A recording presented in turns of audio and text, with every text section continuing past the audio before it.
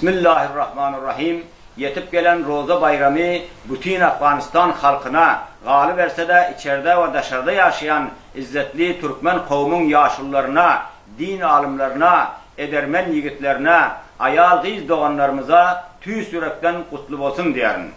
Kıynansak da bu Roza ay hem edil önkü yıllardaki yali Afganistan halkının ferahatçılık ve asudeçilik düşmanları dinç oturman yurdun dürlü künceklerinde gazaplı savaşları yola koyup bir tidat günahsız ülkedaşlarımızın şehadet camını içmegine ve yaralanmağına sebep olanlar.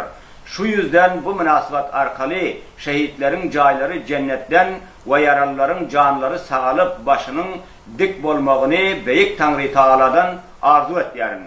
Kadirli ülkedaşlar, baktılık bilen bugün yurdumuzun başka her bir zamana göre ferahatçılığa yakınlaşıp ve yakın gelecekte Afganistan'ın uzak müddetli dost doğanı olan Türkiye Cumhuriyeti'nde ferahatçılık yığınağı geçirilişi kararı için meyilleşiyor.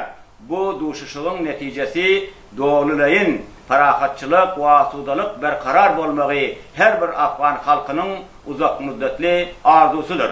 Umid etiyar, şul arzular yerine yetip, aziz ülkemiz Afganistan'da ahli halkımız dost doğan bolup yaşamağını nasip etsin. Haydınız kutlu olsun, hürmet bilen Kurban Murat, Serpil vilayetinin hakimi.